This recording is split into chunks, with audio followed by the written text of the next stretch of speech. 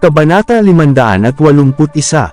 Okay, nakuha ko na, tinapos niya ang tawag. Pumunta si Harvey sa kanyang tanggapan sa Sky Corporation. Ang unang bagay pagkatapos nito, ay tinanong si Yvonne Xavier na imbestigahan ang bagay na ito.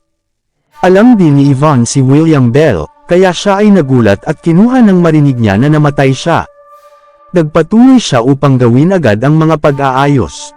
Matapos ang humigit kumulang kalahating oras, muling pumasok siya sa opisina ni Harvey, mukhang mapotla.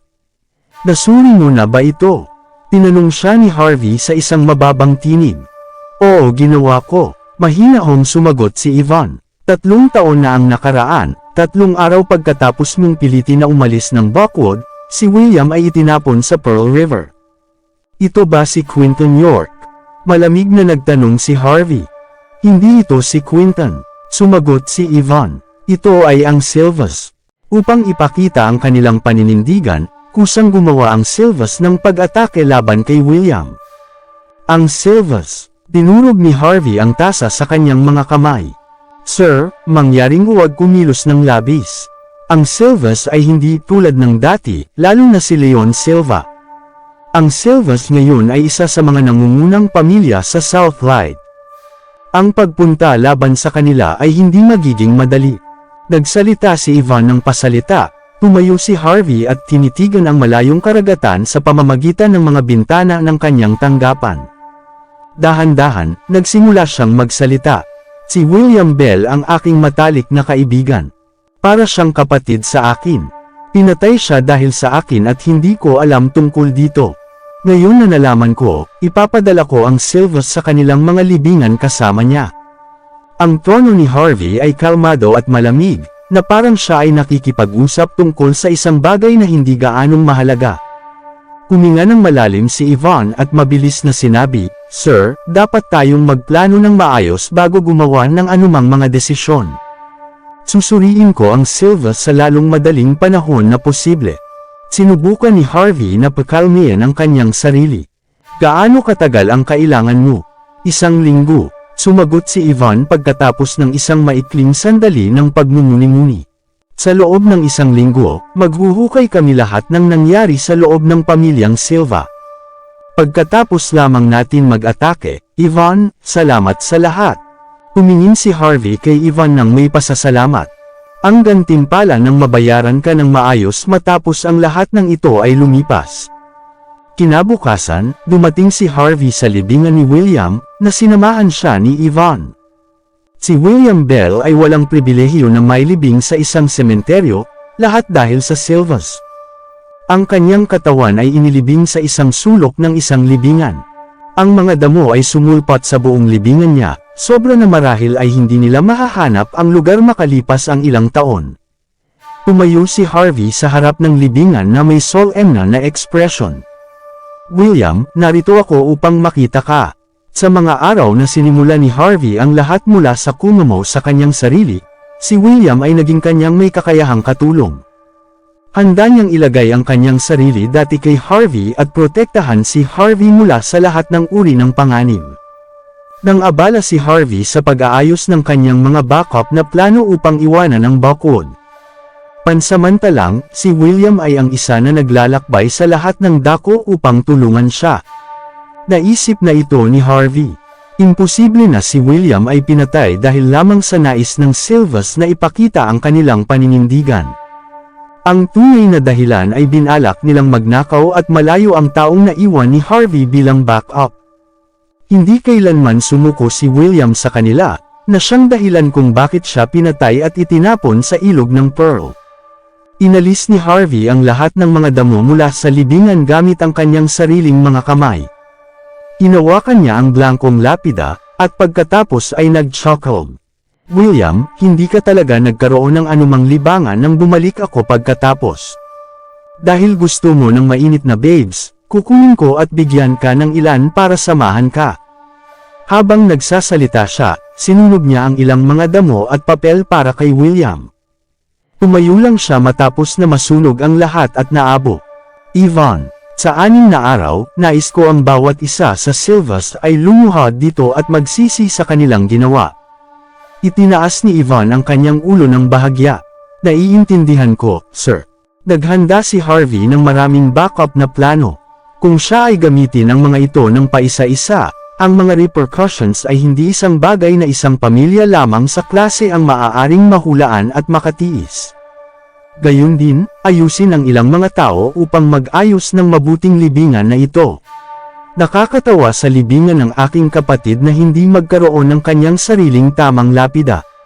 Nanatili doon si Harvey ng ilang oras. Sa wakas, tumayo siya at sinabi, "Tayo na. Kailangan nating pumunta sa mga magulang ni William." "Sir, natuklasan ko na ang mga magulang ni William ay nakatira sa isang nayon na hindi kalayuan dito." Kabanata 582. Pinataas ni Harvey York ang kanyang kilay. Hindi yun tama. Naalala ko na nagtrabaho ang mga magulang ni William sa ilalim ng isang internasyonal na korporasyon at nanirahan sa isang unit ng pabahay ng kapakanan. Paano sila nakatira sa isang nayon, o lahat ng mga lugar? Nag-atubiling magsalita si Yvonne Xavier. Marahil ginawa ng Silvas. Ang korporasyon ay hindi maglakas loob na pumunta laban sa kanila, kaya kinuha nila ang bahay. Narinig ko na ang pensyon ng kanyang mga magulang ay natapos din. Ang dalawang matatanda ay walang pagpipilian kundi lumipat sa nayon. Nabalitaan ko na sila ay nangunguha ng basura para lang mabuhay. Mas nagdilim ang mukha ni Harvey. Sobrang dami ng katarantaduhan ng Silvas. Kung hindi dahil sa katotohanan na ang dalawang matanda ay hindi magkaroon ng anumang lakas para sa paghihiganti, ang Silvas ay nais na pinatay din sila. Kaugnay nito, ang Silvas ay higit na kasuklam-suklam kaysa kay Quinton. Dapat mamatay ang Silvas. Pumunta tayo at tingnan kung paano nila ginagawa. Ang mga magulang ni William ay ang aking mga magulang din. Makikita natin kung sino pa ang manggahas na hawakan ng mga ito. Dahan-daang nagsalita si Harvey, ngunit ang kanyang tono ay pabagsak na nakakatakot. Si Yvonne ay nagtaka. Matagal na oras mula nang makita niya si Harvey na sobrang nagalit. Di nagtagal, dinala ng Old Niner ang kanyang mga tao upang linisin ang libingan ni William. Dumating din si Tyson Woods. Sama-sama, sila at parehong nagdala sila ng higit sa 100 lalaki. Nakikita ang galit ni Harvey, natural lamang ito para kay Yvonne upang gumawa ng mga nasabing pag-aayos sa lalong madaling panahon. Ang nayon ay muling sumilip sa kakilakilabot na baho mula sa dumi sa alkantarilya. Wala sa kaakit-akit ng bakod ang makikita dito, ang mga walang alam ay hindi ipinapalagay na ito ay isang slum. Sa katunayan, ang nayon na ito ay hindi mas mahusay kaysa sa isa. Ang mga tao at mga idler mula sa lahat ng uri ng magulong mga background na natipon at nanirahan dito. Hindi man ang mga awtoridad ay maaaring mag-abala tungkol sa lugar na ito. Sa madaling salita, ang nayon na ito ay ang madilim at pangit na bahagi ng lungsod. Ang mga daan ay madilim at makitid, puno ng mga aninong umiikot. Mga kababaihan sa malambot, at skimpy dresses at tacky na make-up ang nakatayo sa mga bakana ng mga daan. Ang basura ay nagkalat sa mga ibabaw ng bawat solong kalsada, madulas na mabaho kaya mabigat na kahit sino ang dumaraan ay makaramdam ng pagduduwal. Naramdaman ni Harvey na halos mapunit ang kanyang puso ng piraso. Paano manatili ang mga magulang ni William sa isang lugar na tulad nito? Kung alam niya ang tungkol dito, hindi niya ito papayagang manatili sila rito, kahit ano paman. Matapos dumaan sa maraming mga ali, si Harvey at Yvonne ay naabot ang isang hindi matatag na kubo na kung saan tila 10 square meters lamang ang laki. Ang mga kahon ng carton at mga bote ng baso ay nakasalansan sa labas ng maliit na kubo. Kayong dalawang matandang hags ay kailangang magbayad sa amin ngayon. Ikaw ay hindi pa nagbigay ng pera. Kung hindi ka magbabayad, mamamatay ka.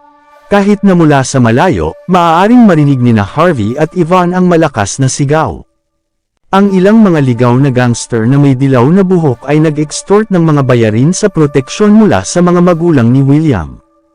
Kung ikukumpara sa 3 taon na ang nakalilipas, ang dalawa sa kanila ay mukhang may edad silang 20 taong mas matanda.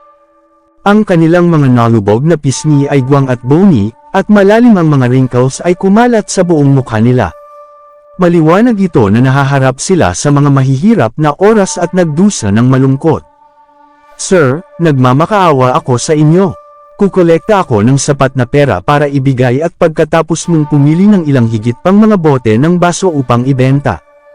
Ang ama ni William na si Sean Bell ay humingi ng tawad. Ang kanyang pangalan lamang ay ituturo sa isang intelektual na background.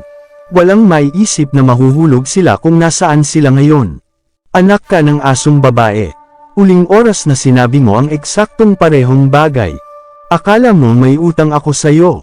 Ang pinuno ng mga gangster ay umungol ng galit, nagpalaki ng kamay niya upang sampilan si Sean. Ang kanyang gangster subordinate ay nakapaikot kay Sean at handa na bugbugin siya. Sila ang uri ng mga tao na hindi kahit isang shred ng kabaitan sa loob nila. Wala silang paggalang sa mga matatanda. O hindi rin nila gagawin ang pag-aalaga sa mga nakababata. Sa kanilang mga mata, ang mga taong hindi makakakuha ng pera sa kanila nararapat na mabugbog. Ngunit bago maabot ng sampal ng pinuno si Sean, ang kanyang braso ay tumigil sa kalagitnaan ng hangin at hindi makagalaw. Maraming salamat. Kabanata 583. Agad na lumingon ang pinuno para lamang matugunan. Ang kanyang ekspresyon ay malamig na nakatingin kay Harvey York. Sino ka, fuck ka? Umungol siya. Nang ahas ka na pigilan ako. Gusto mo bang mamatay? Basagin. Walang tigil na pinilit ni Harvey ang kanyang presyon sa mahigpit na pagkakahawak, at nasira ang braso ng gangster agad. Sinundan niya ang isang matigas na sipa na nagpadala sa gangster na lumipad ng ilang metro. Bumagsak ang gangster sa lupa. Nagpupumiglas siya upang bumangon, ngunit hindi na niya magawa. Maaari lang siyang sumigaw sa sakit. Galit na galit ang iba pang mga gangster kay Harvey, ngunit agad sinipa niya silang halos lahat. Lahat sila ay namimilipit, namumutla sa sakit. Ang pinuno sumigaw kay Sean, matandang lalaki. Tumawag ka talaga ng isang tao. Maghintay ka lang. Mamamatay ka ngayon. Pupunta si Brother Leroy mamaya. Maghintay hanggang sa makuha mong ililibing kasama ang shit na anak mo. Umalis sila kaagad. Senaryo ng matandang mag-asawa ang kanilang mga mata sa sobrang pagkagalit, mukhang walang pag-asa. Sa 3 taon na ito, nabuhay sila sa kanilang pinakamasamang buhay at nagdusa ng labis. Maaari lamang maunawaan ng isa kung ano ang ibig sabihin nito, ang pinakamababa sa mababa at sa ilalim ng lipunan ng hierarchy sa pamamagitan ng pamumuhay sa isang lugar na tulad nito.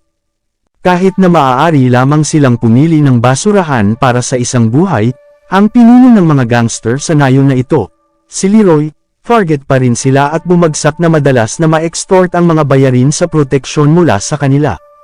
Bukod dito, mayroon din itong tinatawag na Brother Leroy na ilang mga sidekick na gagawa ng anuman para sa kanya.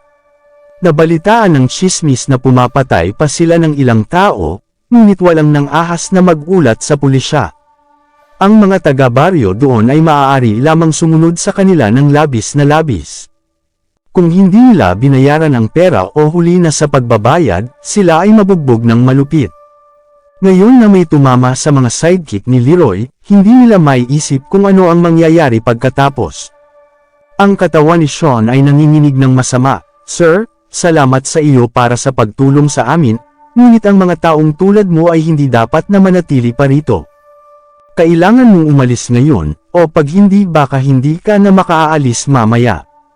Sa kabila ng pagbagsak mula sa kanyang orihinal na katayuan, si Sean pa rin ay kasing mabait tulad ng dati.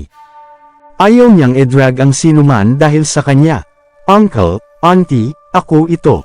Ako si Harvey York. Si Harvey ay kilala bilang ang dakilang Prince York, ang pagkakaroon ng paggamot tulad ng isang emperor ng lahat. Gayunpaman, sa ngayon ay hindi niya maiwasang makaramdam ng kaunting kaba. Ikaw ba talaga, Harvey? Napakagandang makita ka. Itinaas ni Sean ang kanyang tingin at tumingin kay Harvey ng maingat. Sa susunod na sandali, ang dating mag-asawa ay nakilala siya. Natuwa sila kaya sila ay halos umiyak. Namatay ang kanilang anak na si William. Ang kanilang mabuting anak na lalaki ay itinapon sa Pearl River. Nawala lamang ang kanilang pag-asa, Ang presensya ni Harvey ay nagpapaalala sa kanila ng kanilang yumaong anak, at sila ay nauupos ang puso. Uncle, Auntie, huwag kang mag-alala. Ako ang magiging anak mo ngayon, at aalagaan kita para sa natitirang bahagi ng iyong buhay. Wala nang manggahas na saktan ka pa. Mahinahong nagsalita si Harvey. Nang makita niya ang mga galos sa balat ng mga matatanda, siya ay agad na nagalit. Ang mga gangster na ito ay maaaring matalo ang matanda at mahinang mga tao. Gaano sila kaloko? Sumulyap si Sean sa labas bago sinabi sa gulat, Harvey, dapat kang umalis sa lalong madaling panahon. Yaong mga gangsters ay nagsusumbong kay Brother Leroy sigurado. Siya ay marahil sa kanyang paglalakad habang nagsasalita tayo. Tama iyan. Makakasama ka sa isang mapanganib na sitwasyon kung nandito si Brother Leroy. Kung ito ay isang magaan na parusa ang mabubugbog ka, ngunit kung ito ay mas mahirap lampoin kanila. Umalis ka na. Ang asawa ni Sean ay tumingin kay Yvonne sa takot. Binibini, asawa mo si Harvey, di ba? Dapat kang umalis ngayon din. Huwag hayaan kang makita si Brother Leroy. Mahilig siyang maglaro kasama ang mga purong batang babae. Ikaw ay magiging tapos kung makita ka niya. Ang asawa ni Sean ay mukhang natatakot sagad sa kanyang mga buto. Namula ng kaunti si Yvonne nang marinig niya ang unang bahagi ng pangungusap, ngunit ipinaliwanag pa rin niya ng matyaga, Auntie, hindi mo naintindihan. Ako lang ay kalihim ng CEO. Si Harvey, sa kabilang banda, tinanong, Uncle, Auntie, ano ang mangyayari sa inyong dalawa kung aalis kami? Kabanata 584. Ayos lang kami dito. Siguro kami ay mabugbog lang ng kaunti. At isa pa, matanda na kami at mahina. Ang aming buhay ay hindi na magkaroon ng mas maraming halaga kumpara sa inyo. Tama ang asawa ko kahit mamatay na kami. Ikaw kailangan mong manatiling buhay at maayos, upang maaari mong maghiganti sa aming mahal na si William. Pinatay siya ng isang tao sigurado. Si Sean Bell ay nagwika, napunit ang hindi makatarungang kamatayan ni William Bell ay malinaw naman ang pinakamahirap na sakit ng matandang mag-asawa. Bumantong hininga si Harvey at tiniyak sa kanila, Uncle, Auntie, huwag kang mag-alala. Walang makakasakit sa iyo kung narito ako, aayusin ko ang mga bagay kay William. Tayo ay siguradong makakuha ng paliwanag sa nangyari sa kanya. Hindi mo alam kung gaano nakakatakot si Brother Leroy. Maaari siyang pumatay ng isang tao.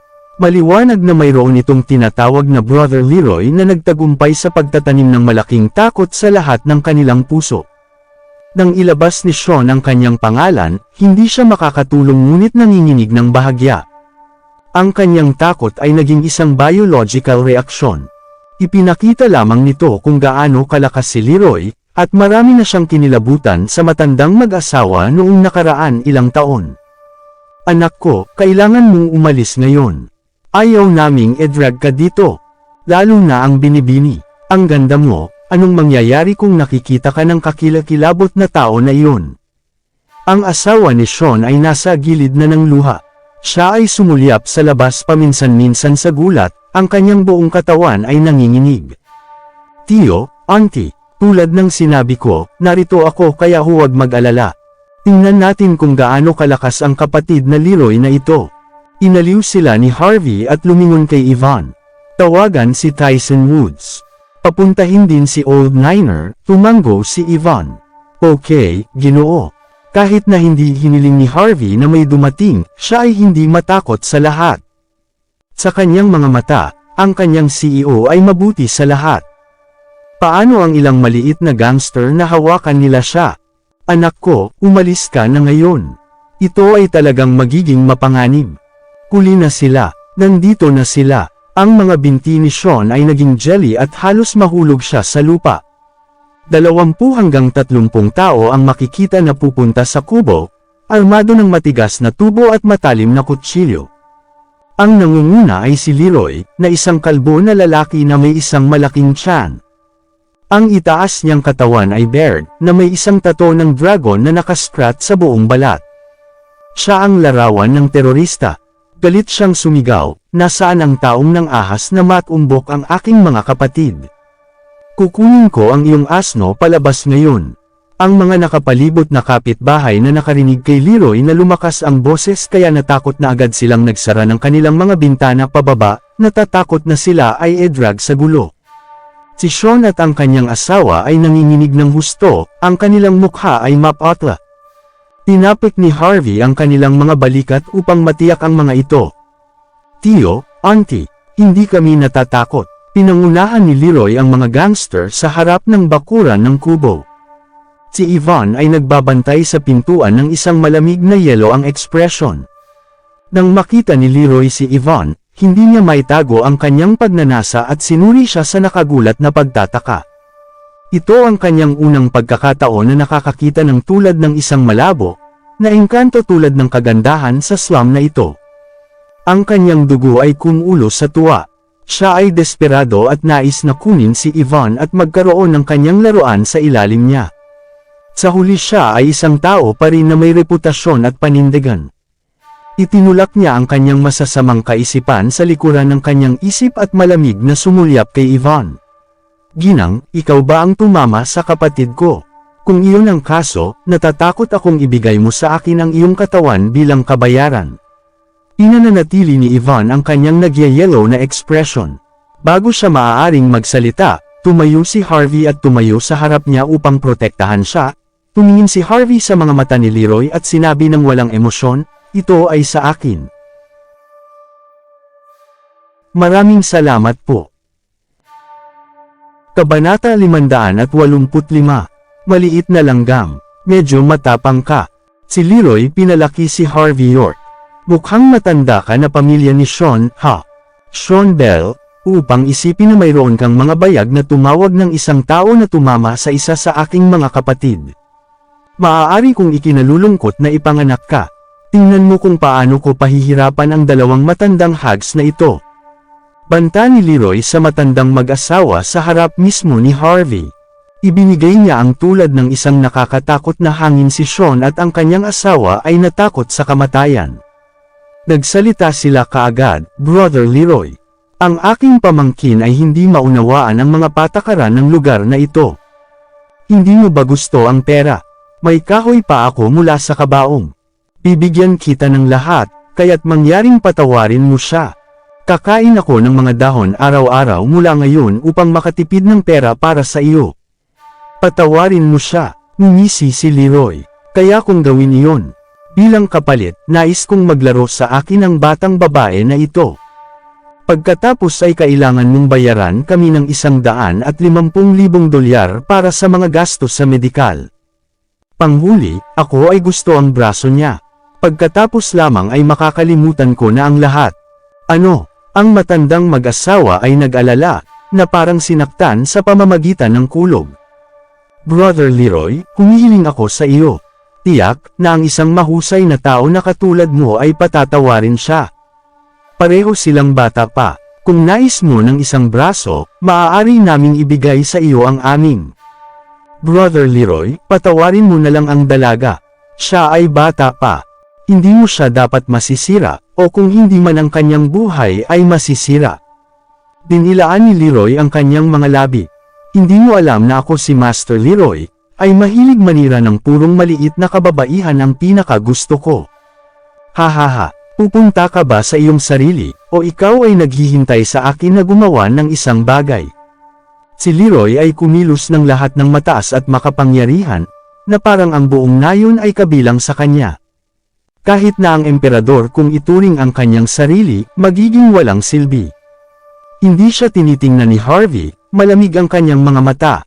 Lumingon siya kay Yvonne at sinabi nila iyon ng sinumang may tato ang isang dragon sa kanilang katawan ay hindi magtatapos ng mabuti. Sa palagay mo ba ay makakatulong ang dragon sa kanya na iwasan niya ang isang masamang kapalaran? Ngumiti si Yvonne. Kahit na gawin niya ito, lahat ay sasama siya dito. Nagpanggap si Leroy nang makita niya sina Harvey at Yvonne na hindi gaanong nagmamalasakit sa kanya. Handa siyang ipakita ang buong lakas ng kanyang galit nang bigla narinig sa silid. Sa labas ng kalsada, ang kulog na pag-ungol ng kotse ay maririnig ang mga makina. Isa-isa, nagsimula ang mga kotse upang ihinto malapit sa kubo. Kinuha ng paningin ni Leroy at ang kanyang mga tagasunod. Hindi nila maiwasang lumingon at tumingin sa likuran. May mga vans na nagpark sa bawat eskinita na konektado sa kanilang kasalukuyang lokasyon. Ang mga pasahero sa loob ay hinayla na buksan ang mga pintuan ng halos at pumadyak palabas. Sa isang iglap, isang malaking gang ng mga tao ang nagmula sa bawat direksyon. Ang nakakatakot na bahagi ay sila ay may hawak na sandata, bawat isa ay nagdadala ng mabangis na pagpapahayag. Ilang segundo lamang ito bago si Leroy at ang kanyang mga tagasunod ay napapalibutan. Kaya nila pakiramdam ang nakamamatay na vibe na lumalabas sa mga itong mga tagalabas. Bro brother Leroy, nagbilang ako at sa tingin ko doon ay hindi bababa sa 500 tao. Ang isa sa mga gangster ay hindi marunong magsalita ng maayos habang siya ay nanginginig sa takot. Ano? Bakit nandito ang napakaraming tao? Natigilan si Leroy at ang kanyang mga tagasunod. Sumulyap sila sa paligid at natuklasan ang isa pang problema. Ang lahat ng mga kalalakihan na nakapaligid sa kanila ay pisikal na malakas at malakas, ang bawat exuding kakilakilabot na parang dugo, mukhang mga nangungunang mandirigma. Sila ay bahagi ng mas madidilim na bahagi ng lipunan tulad ni Leroy at ang kanyang mga tagasunod. Ngunit ang mga pagkakaiba sa lakas at katapangan ay higit pa sa halata. Para sa mga kalalakihan na ito, ang pagpatay kay Leroy at sa kanyang mga gangster ay kasing dali ng inuming tubig. Si Leroy ay natulala. Anong nangyayari?